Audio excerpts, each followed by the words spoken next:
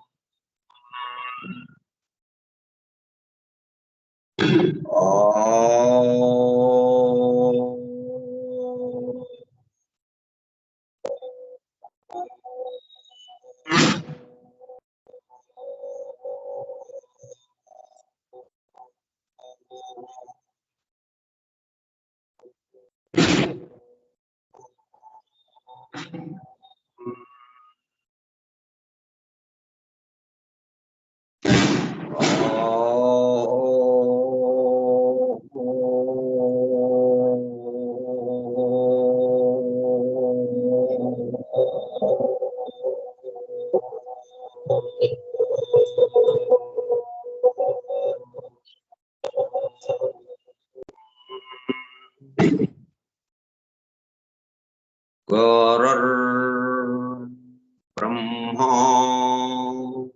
गुरुर्विष्णुः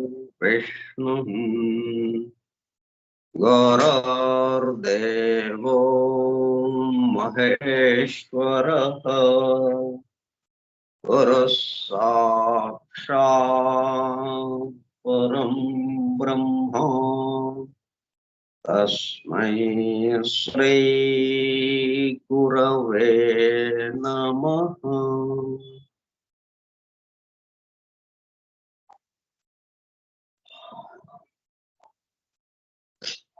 व्यासं वसिष्ठनप्तारं शक्तेः पौत्रमकल्मषम् पराशरात्मजं वन्दे सुखतातं तपोनिधिम् शुक्लाम्बरधरं विष्णुं शशिवर्णं चतुर्भुजं प्रसन्नवदनं ध्यायेत् सर्वविघ्नोपशान्तये। अगज आनन पद्मार्कं गजाननमहर्निशम् अनेकदं तं भक्तानाम् एकदन्तमुपास्महे। वक्रतुण्डमहाकाय कोटिसूर्यसमप्रभा निर्विघ्नं कुरु मे देव सर्वकार्येषु सर्वदा।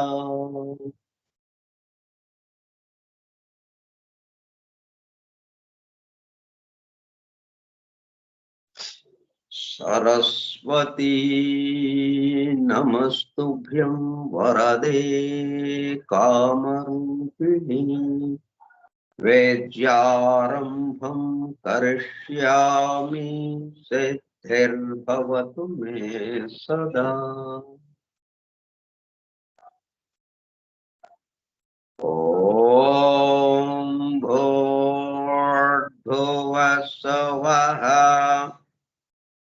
ॐ तत्सवितुर्वरेण्यं भर्गो देवस्य धीमहि धियो यो नः प्रचोदयात्।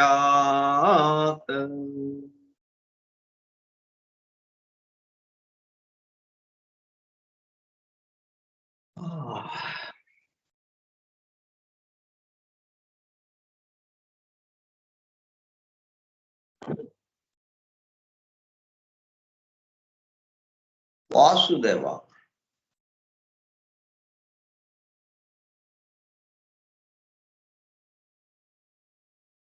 कार्यक्रम परिचय पत्रम।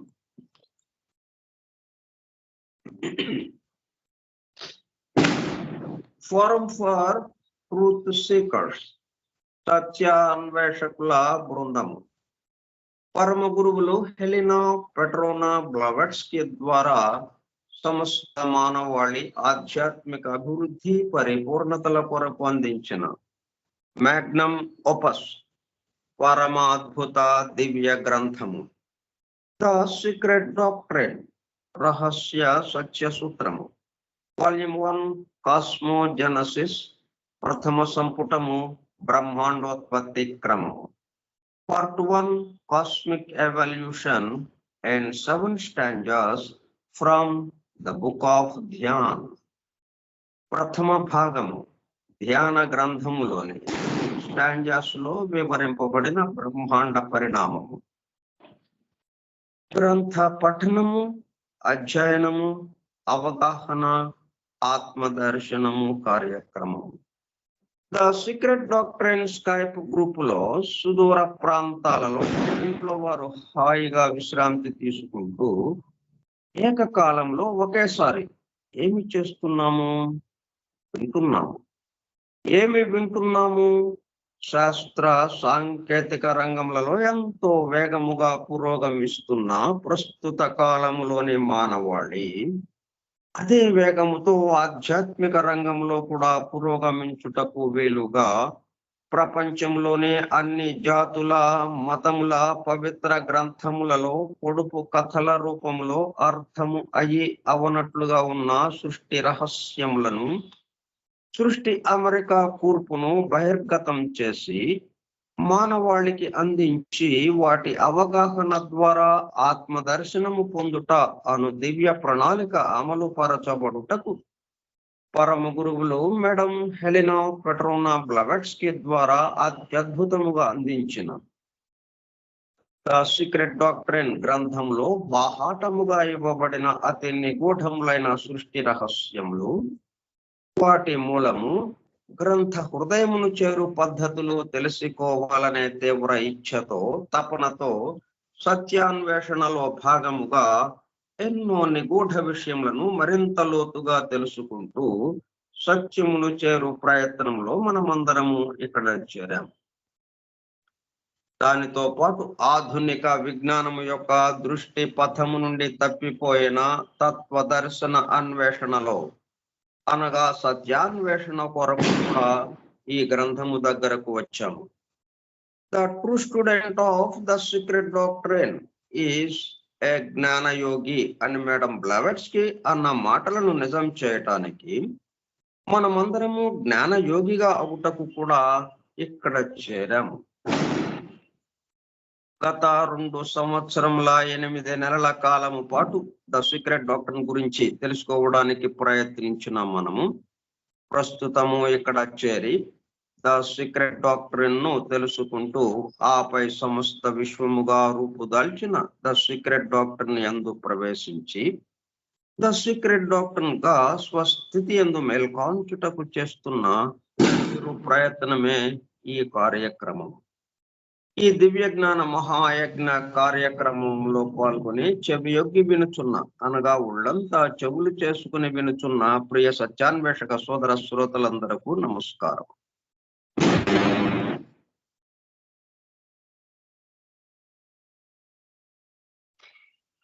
అని బెసెంట్ ప్రసాదించిన యూనివర్సల్ ప్రేయర్ ఇన్వొకేషన్.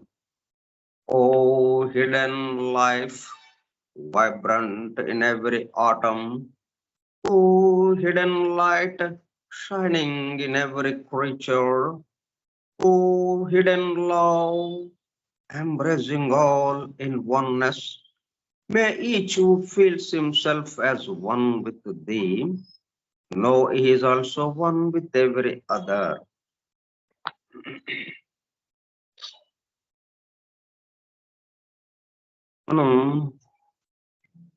ఈ days and nights of Brahma volume 2లో ఉన్నటువంటిది, వాటికి సంబంధించిన విషయాలు, బ్రహ్మ యొక్క పగలు, బ్రహ్మ యొక్క రాత్రి ఎలా ఉంటుంది ఏంటి అనే విషయాలు తెలుసుకుంటున్నాం.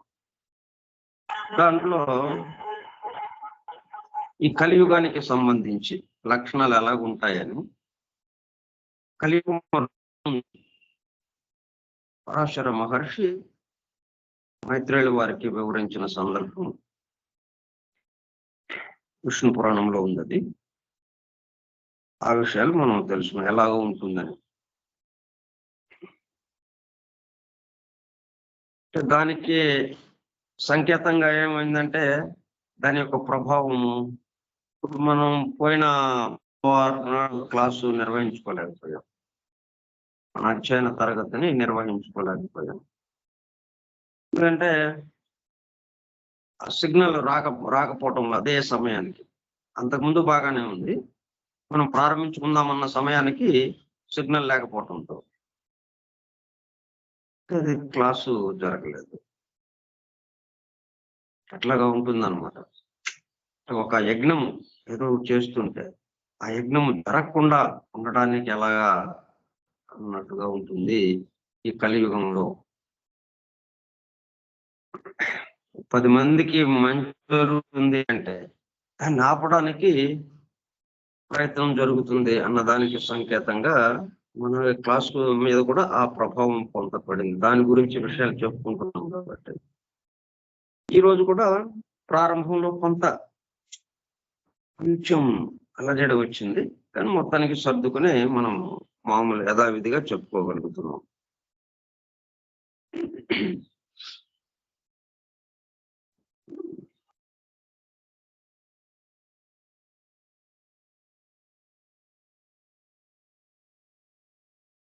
They will be of unlimited power. Their lives will be short. Their desires insatiable. Unlimited power, science సాధించినటువంటి శక్తి కానీ ఇంకా రకరకాల విషయాలు, వాటితో అద్భుతమైనటువంటి శక్తి వీళ్ళ యొక్క అధ్యయనంలోకి, వీళ్ళకి అందుబాటులోకి అది వస్తుంది. అట్లాగే దాంతో పాటు there lives will be short. ఒకప్పుడు 150 సంవత్సరాలు అట్లాగా జీవించిన వాళ్ళు చాలా తగ్గిపోయి ఆ జీవిత కాలం 50 సంవత్సరాలు 60 సంవత్సరాలు అన్నట్టుగా చాలా కుదింపబడుతుంది. అట్లాగే ఆకారం కూడా కుదింపబడుతుంది. 20 అడుగులు 30 అడుగుల అతి మానుష విగ్రహం ఉన్నవాళ్ళు కాస్త ఇప్పుడు ఎంతకు వచ్చాము, 5 అడుగులు 5.5 అడుగులు అట్లాగా ఉన్నాం. మనం యావరేజ్ చూసుకుంటే 5.5 అడుగులు. ఎందుకంటే అంత అవసరం లేదు ఇప్పుడు. ఇక మొత్తం అన్ని మనం విద్యుత్ శక్తితో ఇంకొక వేరే దానితో ఉపయోగిస్తూ పనులు చేసేటప్పుడు కల్లా మనము శారీరకంగా పని చేయాల్సిన అవసరం లేదు కాబట్టి మన యొక్క ఆకారం అంత అక్కర్లేదు. ఇక ఇట్లా దానికి అనుగుణంగా మార్పులు కూడా రావటం, జీవితకాలం తగ్గిపోవటం, will be short. Their desires insatiable. అనేక కోరికలు, కానీ అవేలా తీరుతున్నాయా? తీరటం లేదు. తీరని కోరికలు, తీరని దాహం, ఇది కావాలి ఇది కావాలని. సరే పొందారు, పొందిన తర్వాత మళ్ళీ కొత్తగా ఇంకోటి కావాలి అని చెప్పి ఇట్లాగా సంతోషం అన్నది లేకుండా, ప్రశాంతత అన్నది లేకుండా వెంపర్లాట ఏదో ఒక దాని కోసం ఆందోళన పడటం, తీరని దాహం, ఆ కోరికలకి అంతం లేదు అన్నట్టుగా అయిపోతాం. ఆ కోరికలతో మనకి సుఖం వస్తుంది అన్నట్టుగా భావన వల్ల, సుఖము ఏంటంటే సుఖము సంతోషము అవి ఏంటా అనేది తెలియని విషయంగా మనకి ఆ రాబోయే కలియుగ ప్రజలకి ఆ విధంగా ఉంటుంది. దాన్ని మనం ఇప్పుడు కొంత చూస్తూ ఉన్నాం. కలియుగ ప్రారంభంలోనే ఎంత 5,000 సంవత్సరాలు జరిగిందంటే ఈ 5,000 సంవత్సరాలకే మనం ఆ లక్షణాలు చాలా వరకు మనం గమనిస్తూ ఉన్నాం. మన చుట్టూ, మనలో కూడా మన చుట్టూ గమనిస్తూ ఉన్నాం. ఇవన్నీ ఎప్పుడు చెప్పారు? ఇది ప్రారంభం కాకముందే కలియుగం ఎప్పుడు ప్రారంభమైంది? శ్రీకృష్ణుడి యొక్క నిర్యాణం అనంతరం. ఆయన అవతార పరిసమాప్తి చేసిన మరుక్షణం నుంచి ఈ కలియుగము ప్రారంభమైంది. ఇప్పుడు ఇది చెప్తున్నది ఇంకా శ్రీకృష్ణుడి జననం జరగలేదు. శ్రీకృష్ణుడు ఇంకా అవతారం తీసుకోలేదు, ఇంకా అవతరించలేదు ఆయన ఇంకా అప్పటికి. ఆ సమయంలో చెప్పిన విషయాలు అన్నమాట. అంటే ఇది నమ్మటానికి లేదన్నట్టు ఉంటుంది ఆ రోజున విన్న వాళ్ళకి. ఇది అంత ఇది ఎందుకు ఉంటుంది? కొద్దిమంది తప్పుడు దారిలో నడుస్తున్నప్పటికీ మరి ఇంత ఘోరంగా ఉంటుందా అన్నట్టుగా నమ్మలేని విషయం అన్నట్టుగా ఉంది. కానీ ఇప్పుడు అది సత్యంగా ఉంది. మొత్తం అలాగే జరుగుతుంది. ఆయన ఏం చెప్పాడో అని. People of various countries intermingling with them will follow their example, and the barbarians being powerful in India in the patronage of the princess.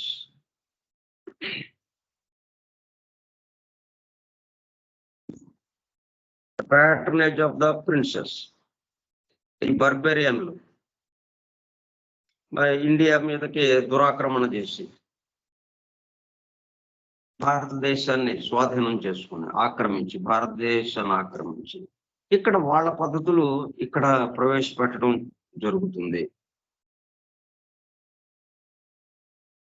తర్వాత while purer tribes are neglected. మనకి అడవుల్లో ఎంతో స్వచ్ఛమైనటువంటి జీవితాన్ని జీవిస్తున్న వాళ్ళు ఉన్నారు. నిర్మలమైన జీవితాన్ని, ప్రశాంతమైన జీవితాన్ని గడుపుతున్నటువంటి ఎన్నో జాతులు ఉన్నాయి, ఎన్నో తెగలు ఉన్నాయి అరణ్యాల్లో.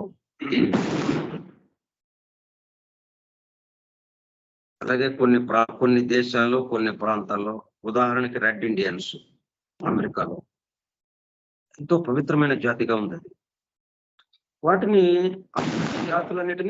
అటువంటి జాతులని నిర్మూలింపబడతాయి. అపవిత్రంగా ఉన్న జాతులు ఏవేవైతే ఉన్నాయో అవన్నీ కూడా నాశనం చేయబడి అవి కనుమరుగయ్యేటట్టుగా చేస్తారు.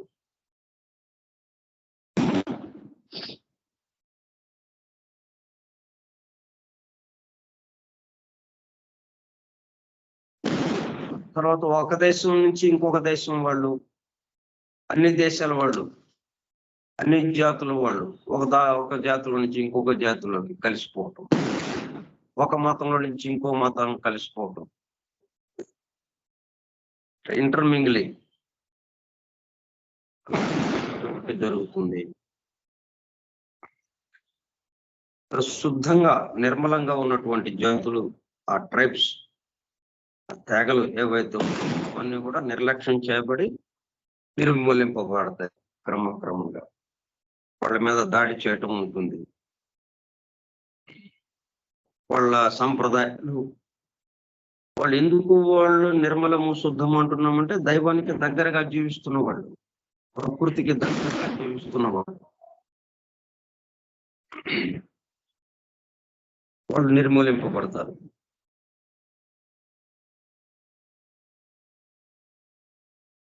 The people will perish, or as the commentator has it, the Mlechas will be in the center and the Aryas in the end. The people will perish.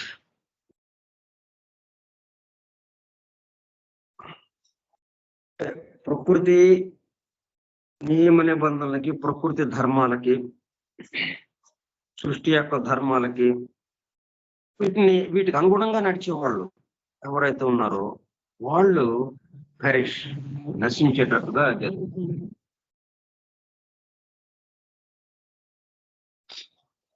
Perish ఎట్లా జరుగుతుందంటే ద బ్లేచెస్ will be in the centre. అంటే వాళ్ళ యొక్క ప్రాబల్యం పెరుగుతుంది. బ్లేచుల యొక్క ప్రాబల్యం. బ్లేచులు అంటే పూర్తిగా భౌతిక స్థాయికి సంబంధించి భౌతిక సుఖాల కోసం ఆరాటపడేవాళ్ళు. కామవాంఛలకి, విషయ వాంఛలకి, విషయ సుఖాలకి, సుఖాలని పొందాలి దేహానికి ప్రాముఖ్యత ఇస్తూ, ఈ పంచేంద్రియాలకి ప్రాముఖ్యత ఇస్తూ, ఆ ఇంద్రియాలను తృప్తిపరచడము అన్న విషయంలో పూర్తిగా నిమగ్నమై ఉన్న వాళ్ళని మ్లేచ్చులు అంటాం. వాళ్ళు పూర్తిగా ప్రాబల్యం సంపాదించి మొత్తం వాళ్ళు కేంద్రంగా ఈ ప్రపంచమంతా ఉంది అన్నట్టుగా అయిపోతుంది. ఆర్యన్ జాతి ఏదైతే ఉందో, ఆర్య జాతి, వాళ్ళు ఒక పక్కకి నెట్టివేయబడతారు. భారతదేశంలో దాన్ని చూసాం మనం. కృష్ణుడి యొక్క నిర్యాణం తర్వాత కృష్ణుడి కాలంలో జరిగినటువంటి మహాభారత యుద్ధం సమయంలో అప్పటికే కొంత గందరగోళాన్ని ఉంటే దాన్ని ఆ బ్యాలెన్స్ ని సమతూకంలోకి తీసుకొచ్చారు. బ్యాలెన్స్ ఉండేటట్టు చూశారు. ఆసురి శక్తి, దైవీ శక్తి. ఆసురి శక్తి ధర్మగ్లాని జరిగింది. కృష్ణుడి ధర్మగ్లాని జరగటం వల్లనే కృష్ణుడు అవతరించాల్సిన అవసరం ఏర్పడింది. ఆ ధర్మాన్ని సమతూకంలోకి తీసుకురావడానికి, ధర్మంని స్థాపించడానికి. అధర్మము పెచ్చురెళ్ళింది, అధర్మము పెచ్చురెళ్ళింది కాబట్టి ఆ మేరకు ఆ ధర్మము తగ్గిపోయింది. రెండు సమంగా ఒక నిష్పత్తిలో ఉండాల్సింది. ఒకటి పెచ్చురెళ్ళింది అంటే రెండోది తగ్గిపోతుంది. ఈ పెచ్చురెళ్ళటం అనేది, ధర్మము పెచ్చురెళ్ళటం అనేది జరగదు. ఎందుకంటే అది తనకి ఎంతవరకు ఉండాలో అంతవరకు చక్కగా ఒద్దికగా ఉంటుంది. అది అంతేగాని ఆక్రమించటాలు, మిగతా అందరి మీద మొత్తానికి అధిపతి నేనే అని అన్నట్టుగా ఆధిపత్య ధోరణి దీనికి ఉండదు ధర్మానికి. అందుకని అది ఎప్పుడు పెచ్చురెళ్ళినట్టుగా ఉండదు. ధర్మం పెచ్చురెళితే మంచిదే, కానీ పెచ్చురెళ్ళదు. అది అధర్మమే పెచ్చురెళుతుంది. ఎందుకంటే అధర్మం దగ్గర ఈ లక్షణాలు ఉంటాయి. ఆధిపత్య ధోరణి ఉంటుంది. దానివల్ల అది పెచ్చురిల్లిపోతుంటుంది. దాంతో ధర్మము తగ్గిపోతుంది, డిఫెన్స్ లో పడిపోతుంది. అది మళ్ళీ దాన్ని కాపాడటం కోసం మరలా సమతూకానికి తీసుకురావడానికి ఆ యుగం చివరిలో అవతార పురుషుడు వస్తూ ఉంటాడు. అలాగా శ్రీకృష్ణుడు వచ్చాడు, ఆ మొత్తాన్ని సరిచేశారు. ధర్మగ్లాన్ని సర్దేసి ఆ యుద్ధానంతరం ధర్మరాజు పరిపాలనలోకి భారతదేశం వచ్చింది. అలా కొంతకాలం గడిచింది. కానీ అప్పటికే ఇక కలియుగము ప్రారంభమైంది. ఇక ఆయన చెప్పినటువంటి, పరాశర మహర్షి చెప్పినటువంటి లక్షణాలు మరింతగా ప్రారంభమైంది. మ్లేచ్చుల యొక్క ఆధిపత్యం, మ్లేచ్చుల ఆధిపత్యంలోకి వచ్చేసింది ప్రపంచం అంతా. వాళ్ళు కేంద్రంగా ఉండి మొత్తాన్ని నడుపుతున్నారు అన్నట్టుగా అయిపోయింది. ఆర్య జాతికి సంబంధించి, ఆర్య జాతి అంటే ఆ లక్షణాలు చక్కగా ఉండడం అన్నట్టుగా, ధర్మానికి అనుబంధంగా, ధర్మయుతంగా ఉండటము అన్నదాన్ని వాళ్ళు ఎక్కడో విసిరేసినట్టుగా వాళ్ళకి ఆ చివరికి ఆ మూలకి నెట్టేశారు వాళ్ళని. దానికి ఇట్లా నెట్టేశారు. అది మ్లేచ్చుల ప్రాబల్యం బాగా పెరిగింది. Will be the centre and the ఆర్యాస్ in the end. Wealth and piety, wealth and piety will decrease. Wealth అంటే సంపద. మనం సంపద, దేన్ని సంపద అంటామంటే పశు సంపద, సస్య సంపద, పొలాల్లో పంట పండటం, అది సంపద.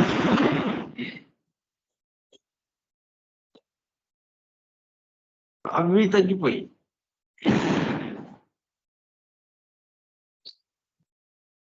అంటే ఒక విత్తనం నాటితే 100 విత్తనాలు వస్తాయి.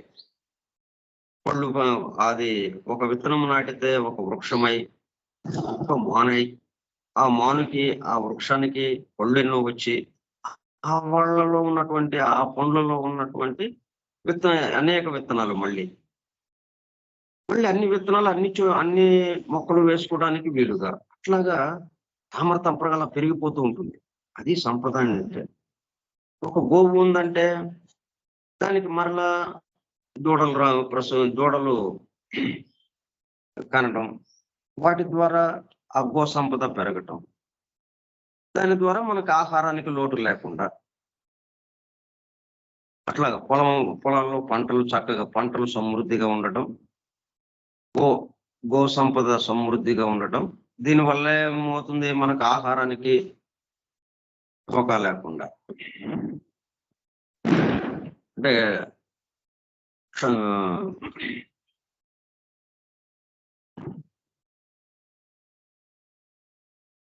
వీటి వల్ల ఏమంటే మనం చక్కటి ఆరోగ్యంతో హాయిగా జీవించడానికి కూడా వీలవుతుంది. కానీ వీటిని వదిలేసేసి మనం ఇది సంపద కాకుండా, సంపద అంటే మనం ఆ బిల్డింగ్లు, భవంతుల్ని, ఎన్నో రకాల భవంతుల్ని పెట్టుకోవటం, చోట్లు పెట్టుకోవటం, బ్యాంక్ బ్యాలెన్స్ పెంచుకోవటం, అంటే డబ్బుకి బాగా విలువ ఇవ్వటం జరుగుతూ అదే సంపద అన్నట్టుగా వ్యతిరేక దిశలో వెళ్ళటం జరుగుతుంది ఈ కలియుగంలో. అసలైన సంపదను వదిలేసేసి వెల్త్ అండ్ పైటీ అంటే దైవభక్తి. దైవభక్తి ఎప్పుడు వస్తుంది? అట్లా మనకి గో సంపద, పశు సంపద, అట్లాగే సస్య సంపద, పొలాల నుంచి చక్కటి సస్యాలు మనకి రావటం, వీటిని చక్కగా మనం భుజించటం, ఆ పాలు తాగటం, ఆ పొలాల నుంచి వచ్చినటువంటి వాటితో ఆహారం భుజించటం, ఇవి ప్రకృతితో అనుసంధానమై సూర్యశక్తితో అనుసంధానమై కాబట్టి చక్కటి బలాన్ని మనకిచ్చి, చక్కటి ఆరోగ్యాన్ని మనకిచ్చి, చక్కటి ఆలోచనలు వచ్చేటట్టుగా చేసి, ఈ మొత్తానికి ఆధారమైన కూడా అన్న ఆలోచనతో ఆ దైవభక్తిలోకి వెళ్ళటానికి అవకాశం ఉంటుంది. కానీ ఎప్పుడైతే దీన్ని వదిలేసామో ఆ దైవభక్తికి దూరం అయిపోవటం. వెల్త్ అండ్ పైటీ అంటే దైవభక్తి, ధర్మనిష్టాపరత, భక్తి, విశ్వాసము, డివోషన్ ఇన్ రిలీజియన్, హోలీనెస్, ఇవన్నీ అడుగుంటిపోతాయి. మతానికి ప్రాముఖ్యత ఇస్తున్నాం మనం ఇప్పుడు, కానీ ఎట్లా ఇస్తున్నాం? రాజకీయ అధికారం కోసం, రాజకీయంగా దాన్ని ఉపయోగించుకోవడం కోసం.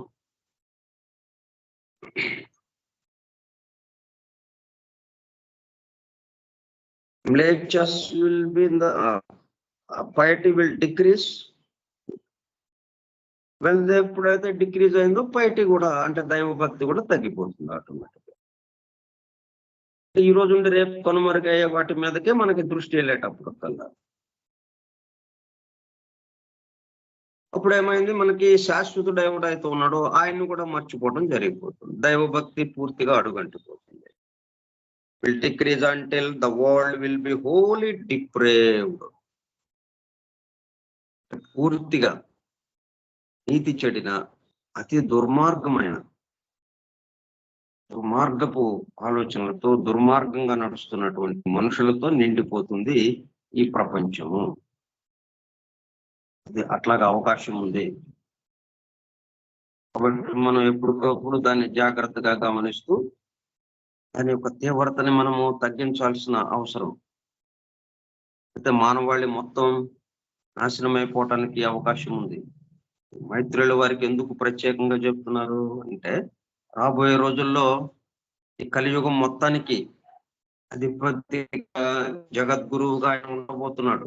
కృష్ణుడి యొక్క అంశ ఆయనలోకి ప్రవేశింపజేసి కృష్ణుడు ఆయన్ని జగద్గురువుగా అక్కడ నిలబెట్టబోతున్నాడు రాబోయే రోజుల్లో.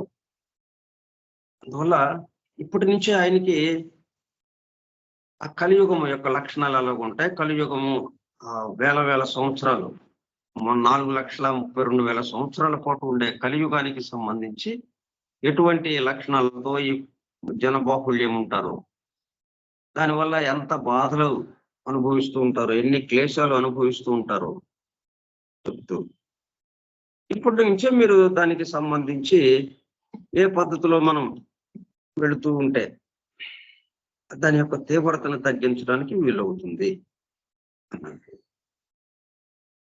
అప్పుడు అదనమాట. అప్పుడు ఈ యొక్క ఇట్లా సృష్టి రహస్యాల మొత్తాన్ని వెదజల్లడం, సృష్టి రహస్యాలు మొత్తం బాహాటంగా తీసుకురావడం, అదొక్కటే మార్గం.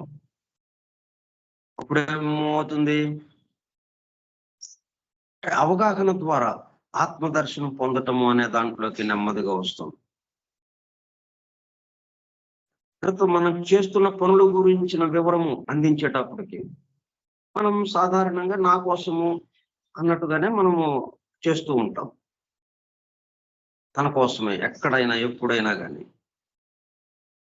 కానీ వాస్తవంగా అది ఎట్లా చేస్తున్నారని ఆలోచిస్తే అది చుట్టూ ఉన్న వారి కోసం, ఈ సృష్టించిన వాడి కోసం. సృష్టి సజావుగా నడవటానికి కానీ ఎట్లాగా ఓ పక్కకి వ్యతిరేక దిశలో నడవటానికి కానీ అనుకూల దిశలో నడవటానికైనా ఏదైనా కానీ మొత్తానికి సృష్టించిన వాడి కోసం పని చేయటమే ఇక్కడ ఉంది.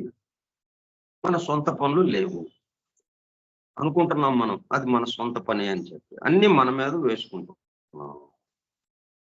ఆ విషయంలో అవగాహన కలిగించి మీరు చేస్తున్నది చుట్టూ ఉన్న వాళ్ళకి ఉదయం నిద్ర లేచిన దగ్గర నుంచి రాత్రి పడుకునేదాకా. కాబట్టి కొంచెం ఆలోచించి మీకోసమని మీ మీద వేసుకోమాకండి. మరి అవతల వాడికి చేస్తూ ఇది నా కోసం అని అంటే ఉన్నదాన్ని వ్యతిరేకంగా చెప్పుకుంటున్నాం కదా మనం. ఇక్కడ టేబుల్ ఉంటే ఇది కుర్చీ అని అన్నట్టుగా అయిపోయింది. అది ఎవరమైనా అట్లా ఒప్పుకుంటామో దాన్ని? టేబుల్ అనే అంటాము దాన్ని, కుర్చీ అనం కదా.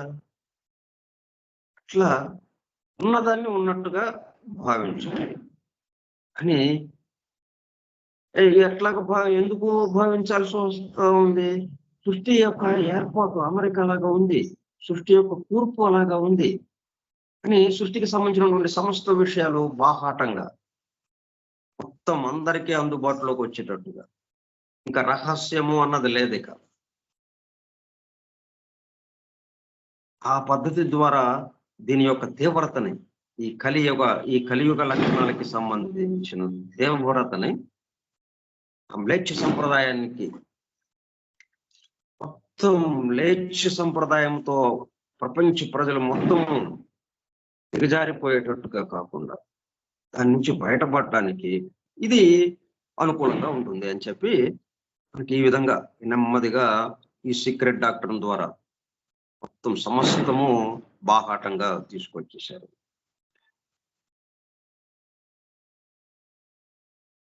అట్లా ఆయన దీనికి ఆ తీవ్రతను తగ్గించడానికి ఏం చేయాలా అన్నట్టుగా ఉండటం కోసమని ఆయనకి బోధించడం జరిగింది మైత్రేయుల వారికి. ఎందుకంటే ఇక ఆయన యొక్క ఆధ్వర్యంలో ఈ ప్రపంచము మొత్తం ప్రపంచమంతా నడవబోతోంది. అందుకని ఆయనకి చెప్పడం జరిగింది అనమాట. పోలీ డిప్రేవ్డ్, మొత్తం నీతి లేని అతి దుర్మార్గమైన, అంటే ఇట్లాగా ఇంత దుర్మార్గంగా ప్రవర్తిస్తున్నారే మనుషులు అన్నట్టుగా. ఇప్పుడు మనం చూస్తున్నాం కదా ఇప్పుడు ఎలాగా ఉంది. ఇప్పుడు స్త్రీని చర్చిందే కాకుండా మళ్ళీ తగలబెట్టేయటం, అగ్నికి ఆహుతి చేయటం, ఎంత ఇదిగా అసలు ఏమో ముక్కలుగా కోసేయటం, దాన్ని సూట్ కేసులో పెట్టి అటు ఇటు ఆ సూట్ కేసు పట్టుకుని తిరగటం. ఇట్లా అంటే అందరూ అని కాదు, మనం అంత దాకా వచ్చింది. అంత ద్వేషం, పగ, ప్రాణం తీయటమే దానికి సమాధానం అన్నట్టుగా. ఇట్లా తరత్వం, మద్యపానం, వ్యభిచారం, ఇట్లా రకరకాలైనటువంటి విషయాలతో అత్యంత దుర్మార్గంగా, అంటే తను అధికారం కోసం ఏమైనా చేయటం. ఎందుకంటే ఇప్పుడు ప్రజాస్వామ్యంలోకి వచ్చేసాం. ప్రజాస్వామ్యంలోకి వచ్చామంటే ప్రజలు ఓట్లు వేస్తే గానీ మనకు అధికారంలోకి రావడానికి వీలు పడదు. నేనంతట నేనుగా వెళ్ళిపోయి నేను ఎమ్మెల్యేనండి అని ప్రకటించడం కుదరదు కదా. ఎమ్మెల్యే ఎన్నికలు జరిగేటప్పుడు ఎమ్మెల్యే సీటుకి ఆ ఎలక్షన్ లో నువ్వు ఒక క్యాండిడేట్ గా నిలబడటానికి నీకు అర్హత ఉంది కానీ, అవకాశం ఉంది కానీ, నేను ఎమ్మెల్యేనని అసెంబ్లీలో కూర్చోడానికి లేదు. అసెంబ్లీలో కూర్చోవాలంటే ప్రజలు ఎన్నుకోవాలి, ప్రజలు ఓట్లు వేయాలి. ప్రజలు ఎన్నుకుంటే అప్పుడు నువ్వు అసెంబ్లీలోకి వెళ్ళి కూర్చుంటావు. అందుకని దానికి దొడ్డిదారిన ఎన్నో రకాల అక్రమ మార్గాల్లో ఏదో రకంగా ఆ ఓట్లు వేసే వాళ్ళని ప్రలోభ పెట్టి గందరగోళం చేసి మొత్తానికి గెలిచి అసెంబ్లీలోకి అడుగు పెట్టడం. అక్కడ అడుగు పెట్టిన తర్వాత మరి ఎంతో ఖర్చు చేసిన దానికి మళ్ళీ సంపాదించుకోవడానికి చూసుకోవడం, ఇట్లా రకరకాలైన విషయాల్లోకి వెళ్ళిపోతున్నాం.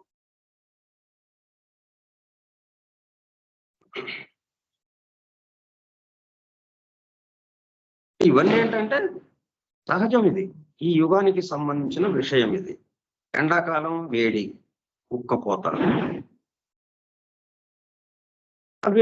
అది దానికి సహజం. అది ఏంటి ఇట్లాగూ ఉంది, ఎండ ఎక్కువైపోయింది, వేడిగా ఉంది, గాలి లేదు, ఉక్కపోస్తుంది, మండిపోతుంది, ఇంట్లో కూర్చోలేకపోతున్నాం అని అనుకుంటే మరి అది ఎండాకాలానికి సంబంధించింది. అది ఎండాకాలం అప్పుడు వాతావరణం అలాగే ఉంటుంది, శీతాకాలం అప్పుడు చలి, ఎండ అసలు ఉండదు అన్నట్టుగా ఉంటుంది, వేడి అసలు ఉండదు అన్నట్టుగా ఉంటుంది, చలి, వర్షాకాలం వర్షం. అట్లా ఏ కాలానికి సంబంధించి దాని సహజ గుణంగా అది జరుగుతూ ఉంటుంది. అట్లాగే ఈ కలియుగంలో ఈ మాదిరిగా మానవుల యొక్క ప్రవర్తన. ఎందుకని మానవుల యొక్క ప్రవర్తన అలాగా వచ్చిందంటే వాళ్ళకి వచ్చే ఆలోచనలు. ఎక్కడి నుంచి వచ్చిన ఈ ఆలోచనలు?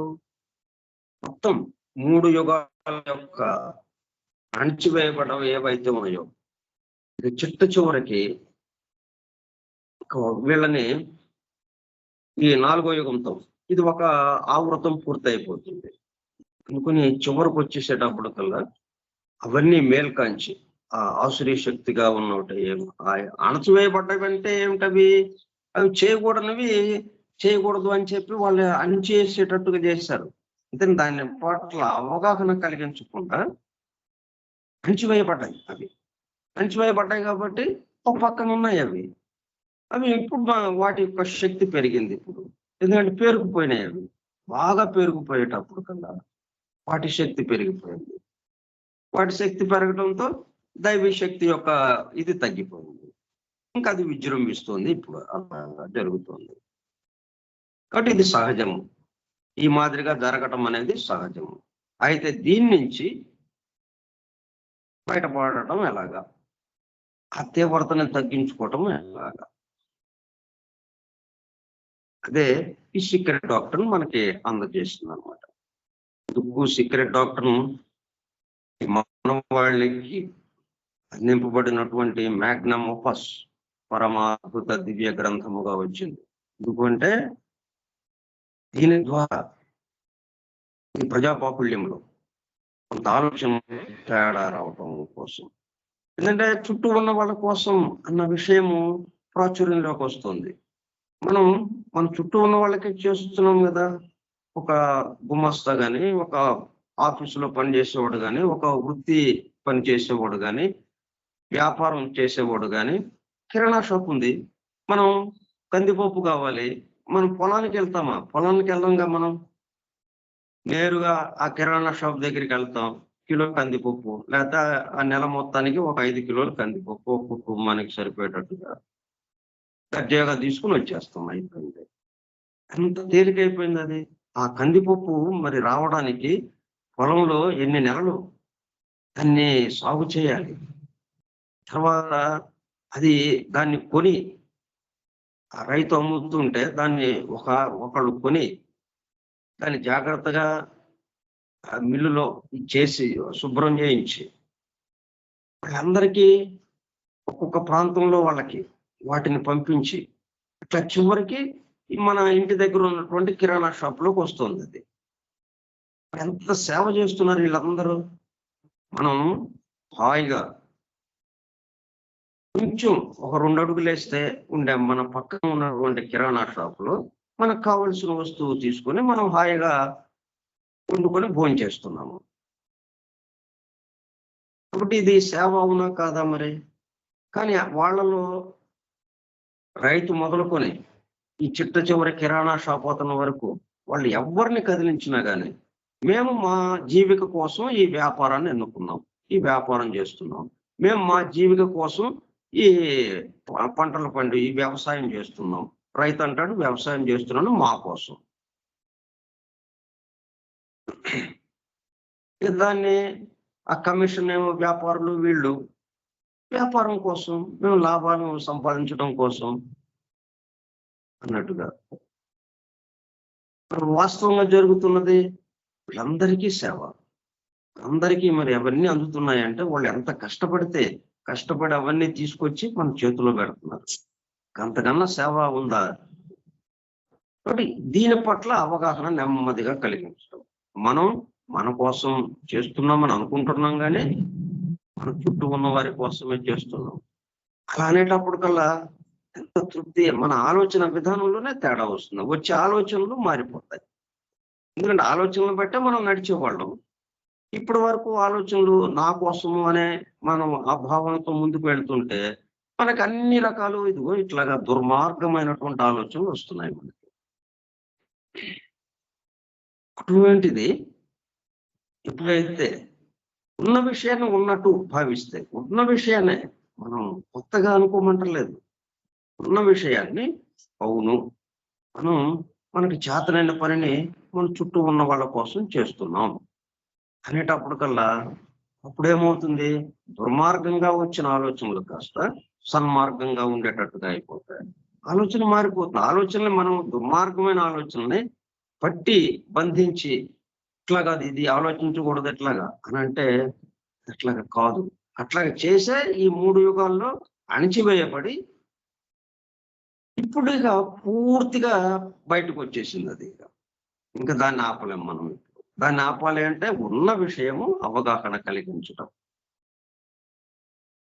అందుకే అవగాహన ద్వారా ఆత్మదర్శనము ఇది ఈ కలియుగానికి సంబంధించి అత్యంత తేలికైన పద్ధతిలో వాళ్ళకి అందడం. తద్వారా ఏమవుతుంది? ఆ తీవ్రత తగ్గుతుంది.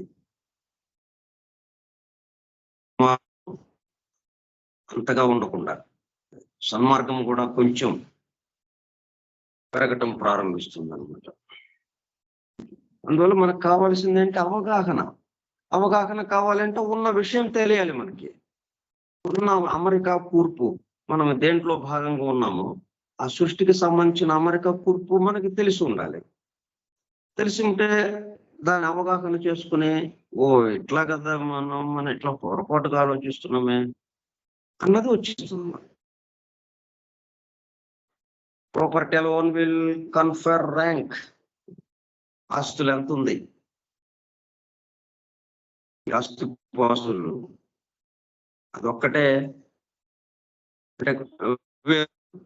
అంటే ఇన్ టర్మ్స్ ఆఫ్ మనీ వస్తున్నాయి వాడికి అని అంటే ఆయన చాలా గొప్పవాడు. అదొక హోదాగా ఆయనకి గౌరవం ఇవ్వటం, అందరూ వంగి వంగి దండ పెట్టడం అన్నట్టు.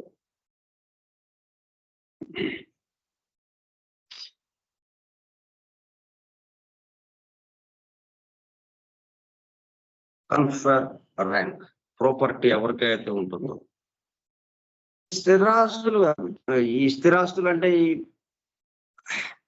మానవుడికి ఉపయోగపడని సంబంధించిన ఏవైతే ఉన్నాయో వాటిల్లో సంపదగా కాకుండా వెల్త్ ఒకటి 10 రకాలను సృష్టించడం, 10 రకాలు 100 రకాలుగా అట్లాగా ఎన్నో రకాలు కావటం అనేది కానిదే. అటువంటిది అయితే వెల్త్ అనే దాంట్లోకి వస్తుంది, సంపద అనే దాంట్లోకి వస్తుంది. ఇప్పుడు ఈ సంపద, ఈ ప్రాపర్టీ అనేది ఏదైతే ఉందో అది సంపద కిందకి కాకుండా అందువల్ల దాన్ని ఆస్తులు ఉన్న వాళ్ళని, ఆస్తి, హోదా ఇట్లా ఉన్న వాళ్ళని, అధికారం, వాళ్ళని గౌరవించడం జరుగుతుంది. వాడు మంచివాడా కాదా, వాడు చుట్టూ ఉన్న వాళ్ళకు ఉపయోగపడుతున్నాడా లేదా, ఇట్లాగా కాకుండా wealth will be the only source of devotion. అక్కడక్కడ భక్తిగా ఉన్నవాళ్ళు, భక్తి తత్వంతో ఉన్నవాళ్ళు కొంతమంది మాత్రమే ఆ సంపదకేసి సంపదకి ప్రాముఖ్యత ఇవ్వటం, చాలా తగ్గిపోతారు. అలా సంపదకి ప్రాముఖ్యత ఇచ్చేవాళ్ళు తగ్గిపోతారు. Passion will be the sole bond of union between the sexes. స్త్రీ పురుషుల మధ్య ఆకర్షణ, అదే వాళ్ళని ఒక చోటకి చేరుస్తుంది అన్నట్టుగా. సుఖాలు అనుభవించడం కోసం ఇద్దరం ఒక చోట చేరాము అన్నట్టుగా ఉంటుంది. కానీ ఒక రెండు ఆత్మలు కలిసి ఒక ఆత్మగా మారటం అన్నదానికి, తర్వాత మన నుంచి ఆ పిల్లల్ని పుట్టించి జనాభాని పెంచడం అనే దానికి, వీటికి సంబంధించిన విషయాలు కాకుండా స్త్రీ పురుషులు ఎందుకు కలవటం అంటే ఆ కోరికను తీర్చుకోవడం కోసం, కామవాంఛను తీర్చుకోవడం కోసం. అట్లాగా అర్థం మారిపోతూ ఉంటుంది. స్త్రీ పురుషుల మధ్యన ఉన్న ఆకర్షణకి ప్రాధాన్యత వచ్చేస్తుంది, కామాకర్షణకి ప్రాధాన్యత వస్తుంది.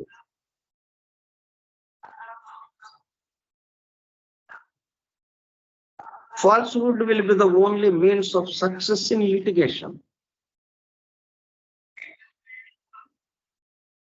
అంటే అసత్యము, కపటము, ద్రోహంతో, అబద్ధం, అంటే ఏదో రకంగా మనం దాన్ని సాధించాలి అని అనుకునే దానికోసం అబద్ధం ఆడటం, సత్యం పలకటం. ఇంకా అక్కడ దాంతో పాటు న్యాయస్థానాల్లో వ్యాజ్యం వేయటం, కోర్టులకి ఎక్కడం. కోర్టుల యొక్క ఇది ధృతరాష్ట్రుడి నుంచి ప్రారంభమైంది. అంతకుముందు కోర్టులు పంచాయతీలుగా గ్రామాల్లోనే ఉండేది. గ్రామాల్లోనే 10 మంది అక్కడ చేరి, ఆ గ్రామస్తులందరూ చేరి ఏదైనా తేడా వస్తే అందరి ముందు అతన్ని నిలబెట్టి ఏంటిది అని చెప్పి అతన్ని మార్చడానికి కానీ, లేకపోతే అతనికి ఏదైనా చిన్నపాటి శిక్ష వేయడానికి కానీ జరిగేది. అక్కడితో సరే. కానీ ఇప్పుడేమైంది, ఈ న్యాయస్థానాలని నియమించడం మొదలెట్టాడు ఆయన. అంటే ధృతరాష్ట్రుడి యొక్క ప్రణాళిక ఏమిటి, ప్రజలు ఎవరికి వాళ్ళు స్వాతంత్రంతో స్వేచ్ఛగా జీవిస్తున్నారు. వాళ్ళకి రాజు పట్ల అవసరం ఉన్నట్టుగా కనపట్లేదు. రాజు చుట్టూ తిరగటం లేదు, వాళ్ళు భక్తి విశ్వాసాలు ఉండటం లేదు రాజు అంటే. కాబట్టి రాజు చుట్టూ వాడు తిరిగేటట్టుగా చేయాలి ప్రజల్ని. ప్రతిదానికి రాజు మీద ఆధారపడేటట్టు చేయాలి అనేటప్పటికల్లా మొత్తం తిరగబడ్డాయి అన్నమాట. మనకి భారత కాలం నుంచే, భారత యుద్ధము జరగటానికి ముందు నుంచే కొన్ని మార్పులు జరిగినాయి. అప్పటి నుంచే అట్లా న్యాయస్థానాల యొక్క సంఖ్య పెరిగిపోయింది. న్యాయస్థానాల సంఖ్య పెరిగిందంటే అర్థం ఏంటి, ఒకళ్ళకి కొట్లాటలు, తగాదాలు. ఆ తగాదాలని తీర్చుకోవడం కోసం, పరిష్కరించుకోవడం కోసం న్యాయస్థానాలను ఆశ్రయించడం.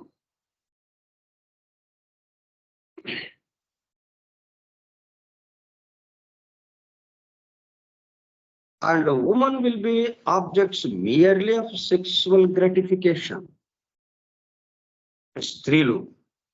స్త్రీ అనగానే ఓన్లీ కామాకర్షణ కోసం, అంతకు మించి ఆమె దగ్గర ఏం లేదు అన్నట్టుగా పూర్తిగా కామాకర్షణలోకి వెళ్ళిపోవటం, కామ సుఖాల్లోకి, కామ వాంఛల్లోకి వెళ్ళిపోవటం. లాగా జరుగుతుంది. కలియుగంలో, రాబోయే యుగంలో ప్రజల యొక్క నడవడిక ఇలాగా ఉంటుంది.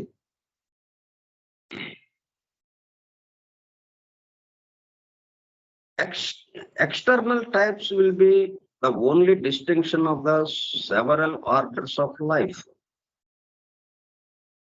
External types will be the only distinction of the several orders of life. A man, if rich, will be reputed pure. Dishonesty, anyaya, will be the universal means of subsistence. Weakness, the cause of dependence. Menace and presumption will be substituted for learning. Liberality will be devotion. Mutual assent, marriage, fine clothes, dignity.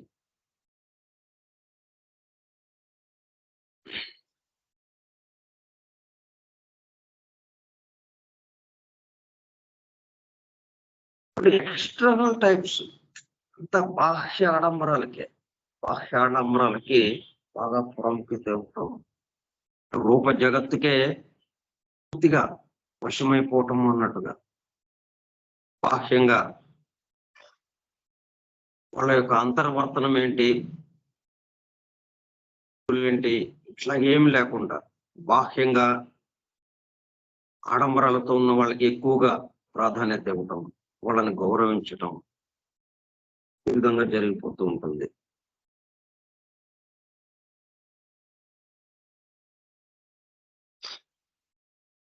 Dishonesty will be the universal means of subsistence. అన్యాయంతో సంపాదించడం, అన్యాయంగా జీవించడం, జీవనం అన్యాయంతో కూడుకుని ఉంటుంది. న్యాయపూర్వకంగా కాకుండా, నిజాయితీగా కాకుండా, అన్యాయంగా ఎక్కువ మందికి పని తక్కువ చేసి ఎక్కువ ఫలం ఇవ్వాలి అని, ఎక్కువ ఫలితం మాకు ఇవ్వాలి అని పని దొంగలుగా ఉంటారు. కొద్దిగా పని చేస్తారు. చాలా పని చేసామని చాలా ఇవ్వాలి అని చెప్పి డిమాండ్ చేయటం. అన్ని వ్యవస్థల్లోనూ, అన్ని రకాల చోట్ల ఎక్కువ మంది ఈ విధంగా అన్యాయం జరుగుతూ ఉంటుంది. అదే జీవన విధానంగా అయిపోతుంది. అంటే మన జీవన విధానం న్యాయ మార్గంలో ఇంకొకళ్ళకి ఇబ్బంది కలగకుండా, ఇంకొకళ్ళని మోసం చేయాల్సిన పని లేకుండా, ఇంకొకళ్ళని బాధించకుండా మనం జీవించవచ్చు. మన జీవనంతో మనం గడుపుకోవచ్చు ధర్మ మార్గంలో. కానీ అట్లాగా అనిపించదు. అది కలియుగం యొక్క లక్షణం. అట్లా అనిపించదు.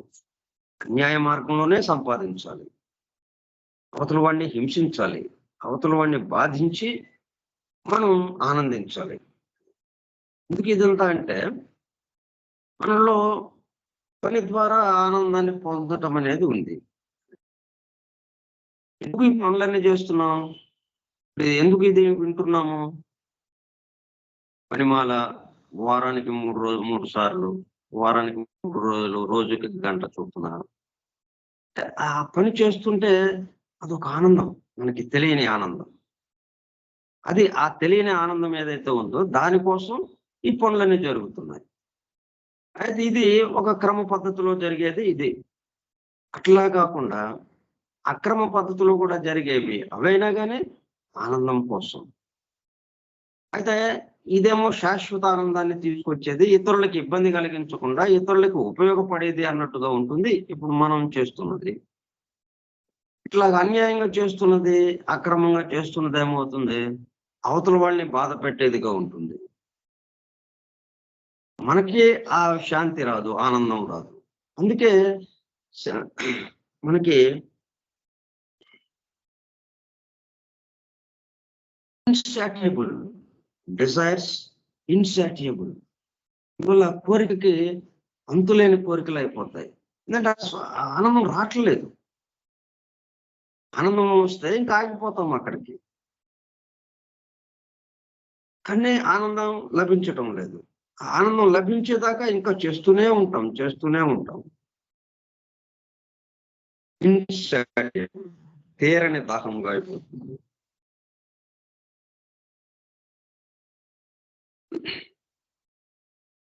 తర్వాత menace and presumption will be substituted for learning. విషయాలు తెలుసుకోవటం. దేని గురించి తెలుసుకోవాలి మనము? ఏది తెలియబడితే సర్వము తెలియబడుతుందో, సమస్తము తెలియబడుతుందో, ఇంకా తెలుసుకోవాల్సిన అవసరం ఏదైతే ఉండదో అది కదా మనం తెలుసుకోవాల్సింది. అంటే ఆత్మ విజయం మన స్వస్థితికి సంబంధించింది. ఈ మొత్తానికి ఆధారమైనది ఏంటి? ఈ సృష్టి ఎట్లాగా నడుస్తుంది? వీటికి సంబంధించిన విషయాలు మనము తెలుసుకోవాల్సిన అవసరం ఉంది. అయితే దాని బదులు మనము దేనికి ప్రాధాన్యత ఇస్తాం? ఇక మెనాస్ అండ్ ప్రిజంప్షన్.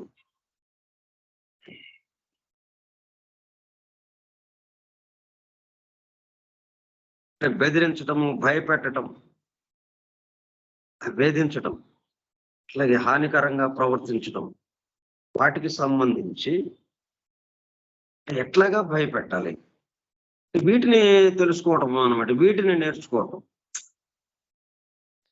ప్రజాబాహుళ్యాన్ని భయపెట్టి బెదిరించి వాళ్ళ నుంచి మనము ఎంత ఎక్కువ సంపాదించవచ్చు, వాళ్ళ యొక్క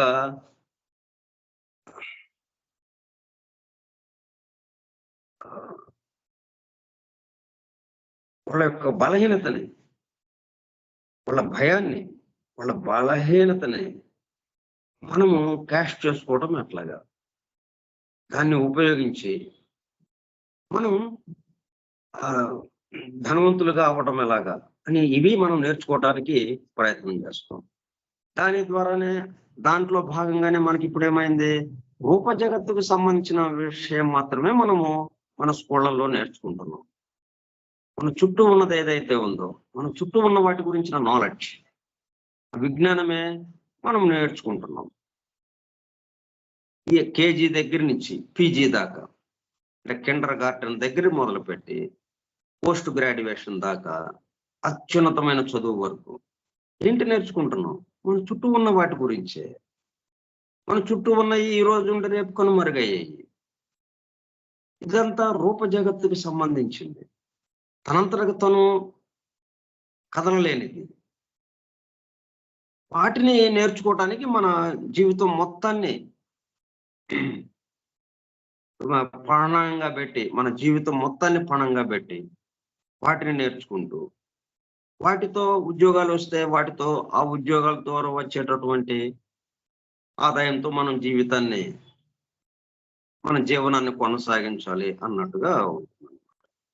అసలైన లెర్నింగ్ ఈ మొత్తానికి సంబంధించిన విషయం ఏంటి? దీంతో పాటు ఇది నేర్చుకున్నప్పటికీ, ఇట్లా నేర్చుకున్నప్పటికీ దీంతో పాటు అంటే సగమే నేర్చుకోవడం జరుగుతుంది, మిగతా సగాన్ని వదిలేస్తున్నాం.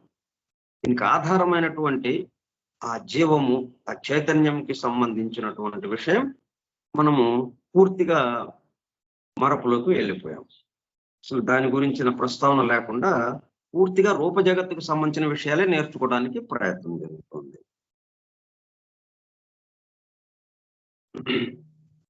మెనాస్ అండ్ ప్రిజంప్షన్, బహుశా అవుననే నమ్మకం మూఢ విశ్వాసాల్లో, వాటికి సంబంధించి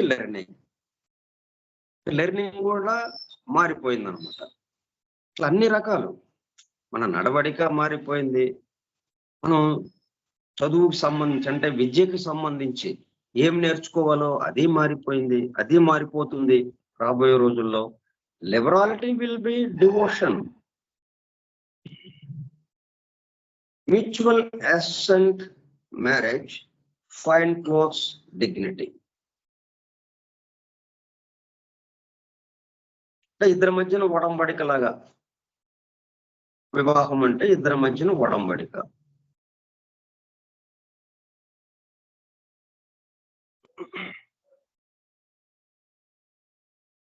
రెండు ఆత్మల మధ్యన కలయిక, ఈ రెండు ఆత్మలు కలిసి ఉన్న ఒక ఆత్మని అనుభూతి చెందటం అన్నది కాకుండా,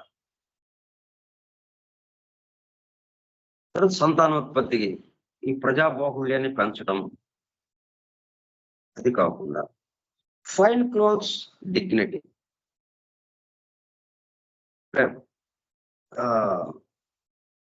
వస్త్రాలు ధరించటం, వస్త్రాలకి సంబంధించి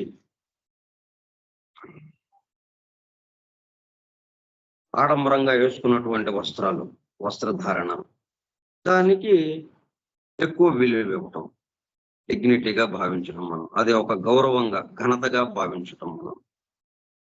అంటే బట్టలు ఉన్నదాన్ని బట్టే ఎవరైనా నాసిరకం బట్టలు, నేత బట్టలు, తక్కువ స్థాయి బట్టలు వేసుకుంటే వాడు ఎంత గొప్పవాడైనా కానీ, వాడు ఎంత మంచివాడైనా, వాడు ఎంతో సంఘ సేవ చేస్తున్నప్పటికీ వాడిది పెద్ద ఇదేం లేదు, అంటే మర్యాద ఇవ్వటం చాలా తగ్గిపోతుంది.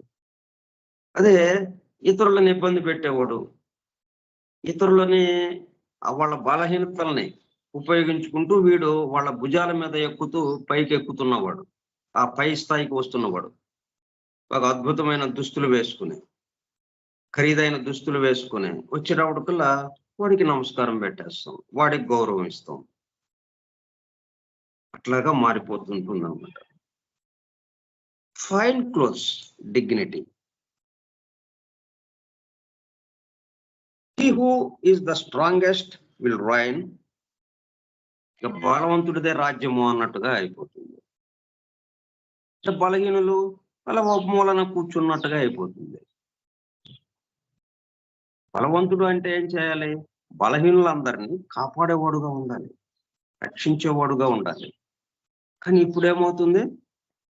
బలవంతుడు రాజ్య పరిపాలనలోకి వచ్చేసి ఈ బలహీనుల యొక్క, ఎందుకంటే తనంతరకు తను రావడానికి కుదరదు కాబట్టి, వీళ్ళు ఓట్లు వేస్తేనే తను అధికారంలోకి రావాల్సిన పరిస్థితి ఇప్పుడు ఉంది కాబట్టి, ఒక నియంతగా, ఒక రాజుగా రావడానికి తక్కువ అవకాశాలు ఉంటాయి కాబట్టి ఇప్పుడు రాబోయే రోజుల్లో. అందుకని ప్రజల నుంచి ఎన్నుకోబడాలి కాబట్టి ఆ బలహీనుల యొక్క దీన్ని ఆధారం చేసుకుని వాళ్ళ భుజాలు ఎక్కుతూ, వాళ్ళని ఉపయోగించుకుంటూ, వాళ్ళని ప్రలోభ పెడుతూ, వాళ్ళని మోసం చేస్తూ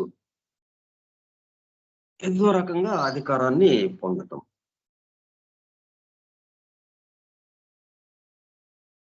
బలవంతుడిది రాజ్యం అయిపోతుంది. అంటే ఆటవిక న్యాయం. మరి అడవుల్లో అంతే కదా, ఏ జంతువు బలంగా ఉంటే ఆ బలహీన ఉన్న జంతువుని తినేస్తూ ఉంటుంది, వేటాడి తినేస్తూ ఉంటుంది. అంతేగాని మేకో, గొర్రె, జింకో సింహాన్ని వేటాడి తినదుగా. సింహము జింకను వేటాడి జింకను తింటుంది, కానీ జింక దీన్ని వేటాడలేదు.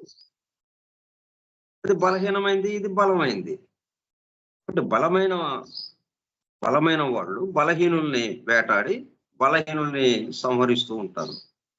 వాళ్ళందరి మీద బలమైన వాడు రాజ్య అధికారాన్ని, అంటే మొత్తం అధికారం వాళ్ళ చేతుల్లో పెట్టుకుంటారు అన్నట్టుగా ఆటవిక రాజ్యం వెళ్తూ ఉంటుంది ఇక్కడ ఈ సమాజంలో.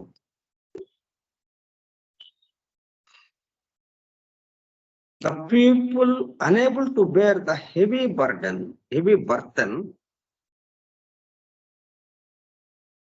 అంటే ఇక ఆ బర్డన్ని, ఆ బరువుని, ఆ బాధని ఇంకా మోయలేని పరిస్థితి వస్తుందన్నమాట. అందుకే మరి యేసుక్రీస్తు మొట్టమొదటిగా చెప్పిన మాట, నీ పాప భారాన్ని నేను మోస్తాను. మీ భారం మొత్తం నాది. ఈ భారం అంతా మీ మీద వేసుకుని నా కోసము, నాది నా కోసం అని చెప్పి మొత్తం అలా భారాన్ని పెంచుకుంటున్నారు, మోయలేక బాధలు పడుతున్నారు. అందుకని ఆ మొత్తం భారం నేను తీసుకుంటాను, నన్ను విశ్వసించండి. నన్ను అంటే నన్ను పంపించిన వాడిని. దైవము నన్ను తన కుమారుడుగా ఇక్కడికి పంపించింది మీ అందరినీ ప్రేమ, సేవ, త్యాగము అన్నట్టుగా ప్రేమ సామ్రాజ్యంలోకి మిమ్మల్ని అందరినీ తీసుకురావడానికి నన్ను పంపించింది. ఇట్లా బేర్ ద హెవీ బర్తన్.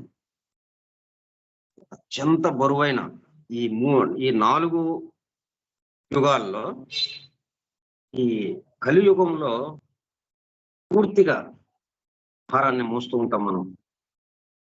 ఎందుకల్లా అలాగ వచ్చింది? నాది అనేటప్పుడు కల్లా మొత్తం పనుల యొక్క ఫలితాలన్నీ మన నెత్తి మీద చేరుతున్నాయి.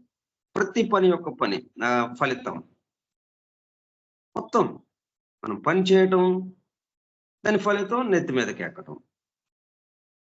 అట్లాగా టన్నులు టన్నులు అలా బరువు మోస్తూ ఉన్నాం. ఆ బరువుకి మోయలేక కూలిపోతున్నాం, ఉంగిపోతున్నాం నిలవలేక. ఖర ద లోడ్ ఆఫ్ ట్యాక్సెస్, వీటికి తోడు ఖరాభర అంటే ధృతరాష్ట్రుడికి ముందు ధృతరాష్ట్రుడు రాజ్య పరిపాలన చేశాడు కొన్నాళ్ల పాటు. ఆయనకు ముందు ట్యాక్సులు పెద్దగా లేదు. ఈ ప్రజలు పన్నులు చెల్లించటం రాజ్యానికి అన్నది చాలా చాలా తక్కువగా ఉండేది. అసలు ప్రజలకి వీళ్ళకి పెద్ద సంబంధం ఎక్కువ ఉండేది కాదు. ప్రజలు స్వేచ్ఛగా జీవిస్తుండేవాళ్ళు. వాళ్ళకి కావాల్సినటువంటి ఏదైనా పెద్ద పెద్దవి ఉంటే వాటి వరకు రాజు చూస్తూ ఉండేవాడు. వాటికి సంబంధించి ఆ ఖర్చుల కోసం వీళ్ళ దగ్గర కొంత ట్యాక్స్ రూపంలో, పన్నుల రూపంలో వసూలు చేసేవాళ్ళు. చాలా చాలా తక్కువగా. అవి చేసింది కూడా మళ్ళీ వాళ్ళకి ఉపయోగపెట్టేటట్టుగా అట్లాగా చేసేవాళ్ళు. ఇప్పుడు అట్లా కాకుండా విపరీతమైన పన్నుల మోత. The load of taxes will take refuge among the valleys. అంతో ఈ భారాన్ని మోయలేక, దీన్నంటే ఇది మొత్తం ఈ బాధను అనుభవించలేక ఇంకా అరణ్యాల్లోకి, లోయల్లోకి అలా వెళ్ళిపోవటం జరుగుతూ ఉంటుంది. అక్కడ రక్షణగా, ఆశ్రయం కోసం, రక్షణ కోసం వీళ్ళ నుంచి తప్పించుకొని ఇప్పుడు లోపలగా లోయల్లో ఉండాలి అన్నట్టుగా వెళ్ళచ్చు. దస్ ఇన్ ద కలి age will decay constantly proceed. ఇంకా ఈ కలి ఏజ్ యొక్క ఈ కలియుగానికి సంబంధించిన ఇంకా ఎటువంటి లక్షణాలు అది రేపు చెప్పుకుందాం మనం. స్వస్తి ప్రజాభ్యః పరిపాలయంతాం న్యాయేణ మార్గేణ మహిం మహిషాః గో బ్రాహ్మణేభ్యః శుభమస్తు నిత్యం. లోకాః సమస్తాః సుఖినో భవంతు. లోకాః సమస్తాః సుఖినో భవంతు. లోకాః సమస్తాః సుఖినో భవంతు. ఓం శాంతి శాంతి శాంతి. అటువంటి సోదర ధన్యవాదం.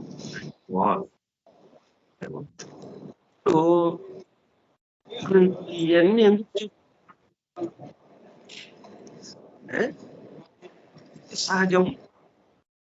మనం ఇక్కడ ఉన్న మన పరిస్థితులు ఉన్నట్టు ఒకసారి ప్రపంచం మొత్తం మానవాళి ఎట్లాగా ఆలోచన ఏం చేస్తున్నారు, ఎలాగా ఉంది అని ఒకసారి సహజము. ఎండ ఎంత సహజము, ఈ కలియుగానికి ఈ లక్షణాలు సహజము. అక్కడి నుంచి రావాలి. మనం ఉన్నదేన్ని ఉన్నట్టుగా మనము అంగీకరించాలి. తర్వాత ఎందుకు వచ్చింది ఇలాగా హఠాత్తుగా ఇంతగా మన మీద దాడి ఎలాగా చేసింది, ఉక్కిరి బిక్కిరి ఎందుకు చేసింది? 3 యుగాల నుంచి అణిచిపెట్టబడి ఒత్తివేయబడి ఉన్నటువంటి ఈ మొత్తం ఒక్కసారిగా పైకి దూకింది కలియుగంలో. ఎందుకంటే దీంతో ఒక ఆవృతం పూర్తయిపోతుంది, మళ్ళీ సత్యయుగం ప్రారంభమవుతుంది. కాబట్టి సత్యయుగానికి సంబంధించి మనం సిద్ధం కావాలి. ఈ మానవాళి సత్యయుగంలోకి వెళ్ళేటప్పటికి దానికి సంబంధించిన వాళ్ళంగా తయారవ్వాలి. దాదాపుగా అవ్వాలి అంటే ఇక్కడే మొత్తం క్లియర్ అయిపోవాలి. అందుకని ఉన్నదంతా బయటికి తోసేసాం. చెత్తంతా పేరుకుపోయింది, మొత్తం తీసి రోడ్డు మీద వేసాం. రోడ్డు మీద వేస్తే మరి అందరికీ వెళ్తుంది అది అన్నట్టుగా అయిందనమాట. కాబట్టి లోపలంతా మనకు క్లియర్ కావాలంటే అది బయటికి రావాలి. ఈ లక్షణాలన్నీ మనం ప్రదర్శిస్తున్నామంటే అర్థం ఏంటి? మనలో స్వచ్ఛత పెరుగుతోంది, శుభ్రత పెరుగుతోంది, మనలో ధర్మం పెరుగుతోంది. బయటికి మాత్రం అధర్మంగా ఉన్నట్టుగా ఉన్నాం మనం. అది వ్యక్తమైపోతుంది, లోపలదంతా బయటకు వచ్చేస్తా ఉంది. ఇట్లా మనం ఉన్నది ఉన్నట్టుగా చూసి ఇది ఎట్లాగా వచ్చింది. మరి ఎండాకాలం ఏం చేస్తున్నాం మనం? చల్లదనానికి ఏదో ఒకటి పొట్టివేరు చాపలు వేసుకుంటాం. సరే, అవన్నీ అవుట్ ఆఫ్ ఫ్యాషన్ అయిపోయినాయి. ఇప్పుడు ఏసీలు వేసుకుంటున్నాం, చల్లగా హాయిగా లోపల పడుకుంటున్నాం. లోపల కూర్చుని ఎక్కడ ఏ ఆఫీస్కి వెళ్ళినా సెంట్రల్ ఎయిర్ కండిషన్, బ్యాంకుకి వెళ్ళినా సెంట్రల్ ఎయిర్ కండిషన్, మనకి ఏదైనా వస్తువులు కొనడానికి షాపులకు వెళ్ళినా సెంట్రల్ ఎయిర్ కండిషన్, చల్లగా హాయిగా. రైల్లో ప్రయాణం చేద్దామా? రైల్లో ఎయిర్ కండిషన్, ఏసీ కోచ్లు. మరి ఆ వేడి నుంచి తప్పించుకోవడానికి మనం ప్రయత్నం చేస్తున్నాం కదా. అట్లాగే ఇక్కడ కూడా మనం ముందేం చేయాలి? ఉన్నదాన్ని ముందు మనం వ్యతిరేకంగా కాకుండా ఉన్నదాన్ని సహజము అన్న దాంతో మనం రిసీవ్ చేసుకోవాలి. అప్పుడు దాని పట్ల వ్యతిరేకత లేకుండా, దాని పట్ల సానుకూల భావంతో, ఓహో మరి కానీ దీన్ని భరించలేం కదా మనం. దీని నుంచి మరి బయటపడడం ఎలాగా? ఎండవేడి నుంచి బయటపడడం ఎలాగా అనుకున్నాం. ఏసీలు పెట్టుకున్నాం. చల్లదనానికి ఏదో ఒకటి ప్రయత్నం చేసాం మనం. కుండలో నీళ్లు పోసుకుని ఆ నీళ్లు తాగుతాం, చల్లటి నీళ్లు. ఇట్లాగా చేస్తున్నాం కదా. అట్లాగే దీనికి ఏంటి మార్గము అన్నట్టుగా మనం చూస్తాం. అందుకే అట్లా మనం మిగతా విషయాలు రేపు చెప్తాం.